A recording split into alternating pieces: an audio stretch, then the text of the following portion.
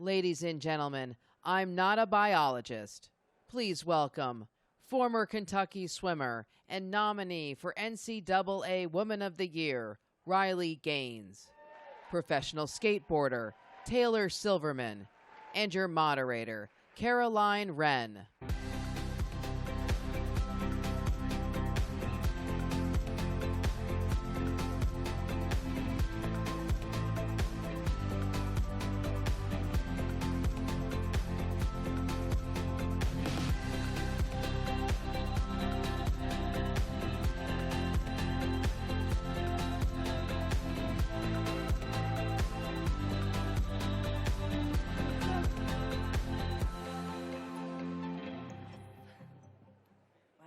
Hello, CPAC. Well, my name is Caroline, and my pronouns are Trump 1.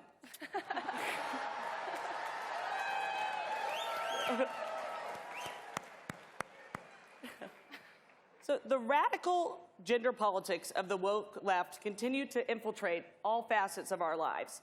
And these woke policies have no more severe consequences than in women's sports. And I grew up playing competitive sports myself at a high school called Westlake High School in Texas. It's a 5A big school. We produced a lot of huge athletes. Drew Brees came from there, Nick Foles, someone else named Will Thomas. And I went on to watch. Will Thomas was a big men's swimming star at Westlake and went on to get a scholarship at the University of Pennsylvania. And I then see in the news that he is changed to Leah Thomas and is now competing in the NCAA as a female swimmer. And Riley, you're a biological female, collegiate athlete, and you were forced to compete against Leah Thomas. And amazingly, you tied Leah, but it is incredible to me. You've said the NCAA mismanaged this so terribly. Can you talk about what that was like? Yes, you're exactly right. We tied in the 200-yard freestyle. This was the day after Thomas won a national title in the 500-yard freestyle. So I realized we tied. You go behind the awards podium where they distribute the awards. The official looked at me and said, "Hi, we don't account for ties, so we only have one trophy. We're going to give it to Thomas. Yours will come in the mail. Great swim." And so I questioned this guy. I said, "Okay, but can I ask you, why you're adamant on Thomas having the trophy?" And he said, "Oh, we're just doing this in chronological order."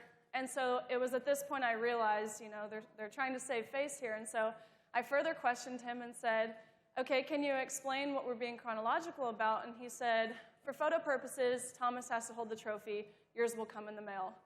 And so it was at this point I realized not only were we being forced to compete against men, change in a locker room with men, we were being sidelined to men. And it blew me away. Up until this point, I was kind of waiting for someone to speak out and say something and protect us. But once this happened, I realized I was done waiting, and I was going to be the one to take precedent because no one else was. Wow.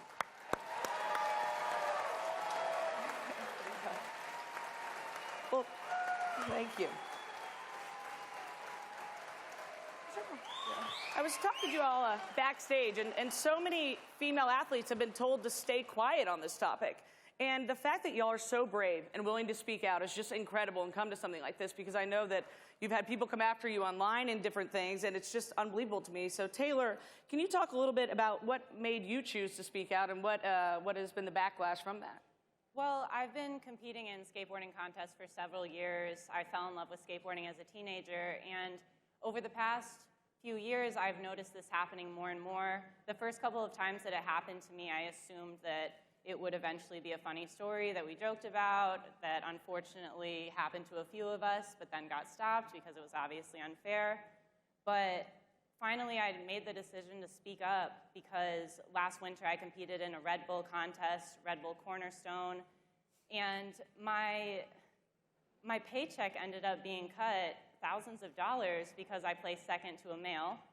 So I approached Red Bull privately to try to speak to them about it, and they completely ignored me.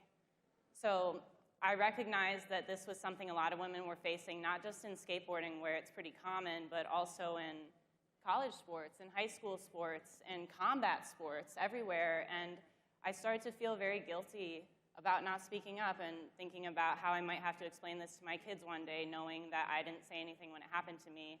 So it was a moral obligation for me to use my voice, and it was inspired by people like Riley, who were brave enough to speak up before the rest of us.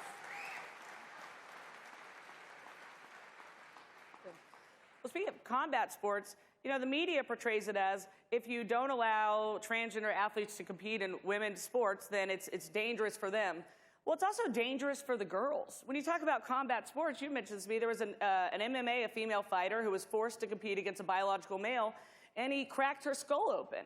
And so it's just unbelievable to me the danger that this presents. And, you know, could you just go into a little bit about how your other friends and athletes talk about this? Yeah, in a sport like swimming where it's not as physical, there's still the mental aspect of it. And so you hear a lot on the argument from the left, you know, let transgenders compete, their mental health is at risk, but what about the rest of the female athletes? Speaking for myself and so many other athletes at that meet, you know, we face repercussions just as much, if not more, because there's more of us. I actually talked with a swimmer who is a survivor of sexual trauma. Being in the locker room with a male and seeing male parts has completely re-triggered everything. And so there's a lot more people on that end of the spectrum than there are the other end. Riley?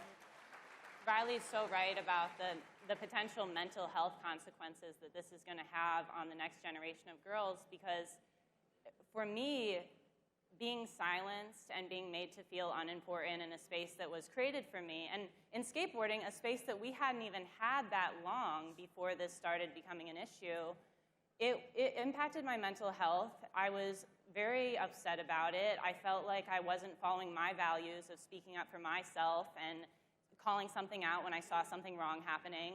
So in those months that I stayed silent, I was suffering, and there's young girls suffering, there's other athletes suffering in other sports, and these girls matter too, and we shouldn't put one person's feelings over everybody else's when the consequences are severe. And then I actually felt grateful that I didn't compete in a combat sport or a contact sport, because I thought all I lost was a paycheck, but I didn't have to physically get hurt. So why did both of you choose to speak out and talk about this? And what do you hope that your activism will accomplish? So I chose to speak out because after talking with numerous swimmers who are at that meet, they're told they cannot speak out. Their athletic department is silencing them. They're threatened. They're told they'll lose their scholarship. They won't get a job. All this crazy stuff. And so I've had so much support from the University of Kentucky, which I think speaks volumes on them and the Southeastern Conference. Yeah. And so I'm trying to give a voice to present female athletes. I'm trying to give a voice for past female athletes who have fought so hard to get here. This is the 50th anniversary of Title IX, but this was a battle long before those 50 years. And so to do what we're doing, it's a complete 180. It's totally regressive, whereas the left thinks this is something that's progressive. That's completely false. And I'm giving a voice to the young female athletes who don't understand the implications this will have if it continues the trajectory that it has.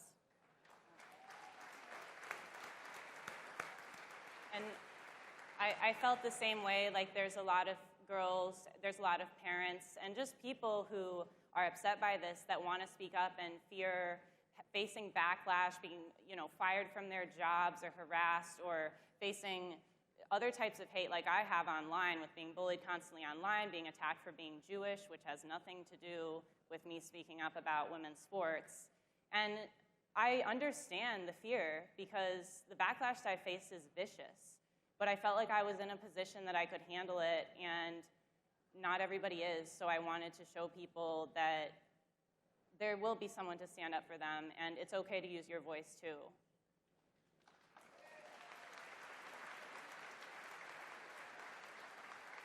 You two are two of the top female athletes in this country. It is true. It's just amazing what you've accomplished. Can you talk a little bit about what your training and what your life has been preparing up to this moment, and then what is it like to have to step aside to a biological male after spending your whole life doing this? Right. So swimming is a very intense sport. It requires a lot of time commitment. So I've been swimming since I was 5 years old.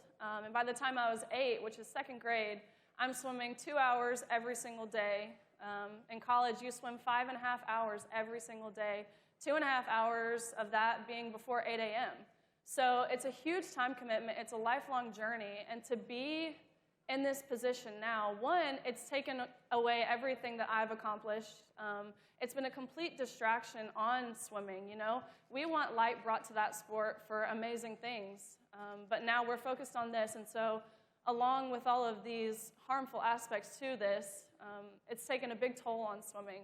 There was about 7 American records broken by amazing female athletes at our NCAA championships, but no one heard a word about that because this is the center of every conversation. And so it's taking stuff away from female athletes, and I think people forget that piece as well.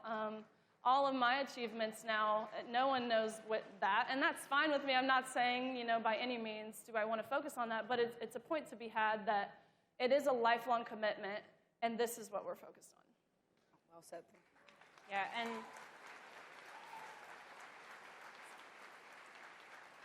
and I compete at a level where we get paid, but I didn't start skateboarding till my late teenage years. I was 16 years old. I fell in love with skateboarding after making the choice to switch to homeschool, which meant I'd be giving up school sports. So skateboarding was something that built my confidence and gave me the life skills that I use every single day and was really empowering for me. So to work as hard as I have for 11 years, as starting at a late spot to start in the first place, and then to go to contests where I'm actually doing well and then eventually have males creep into our divisions and start taking it away, it was extremely discouraging. And though I love skateboarding and it's something you can do without competing, it's great to have those spaces, and girls deserve to dream, to make podiums and make records and be acknowledged for their hard work. And regardless of the sport, different little girls are going to dream to accomplish things in different sports, and all sports should be protected from this. That's so well said. Thank you. Well, so where do you think all this is headed? What are some solutions that you would give to not only policymakers? What are actions that people in this audience could take to do to try to correct the wrong that the woke organizations like the NCAA are imposing on young girls who just want to compete?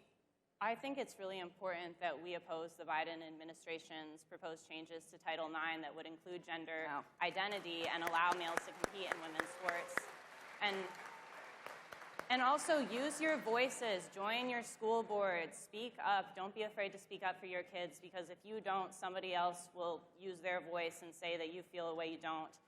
But in skateboarding and more independently organized sports, unfortunately, we've never been protected by Title IX. So I'm hoping that we can protect school sports, and that will serve as an example for organizations that do skateboarding contests and other smaller sports like this that aren't involved in schools, to do the right thing and to keep the women's division fair by keeping it female.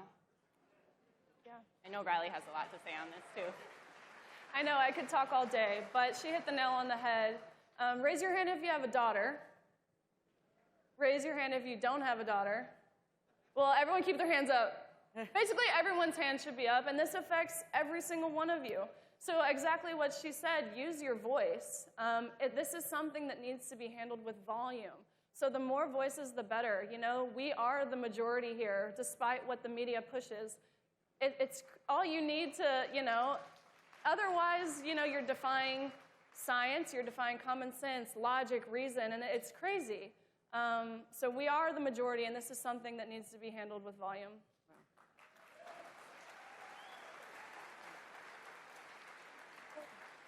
Or say the ultimate, they're cheating. The ultimate, this is about cheating. It is remarkable that it takes bravery from people like you to point this out. And so can you just please give us your final remarks, and we are so honored that you were here today.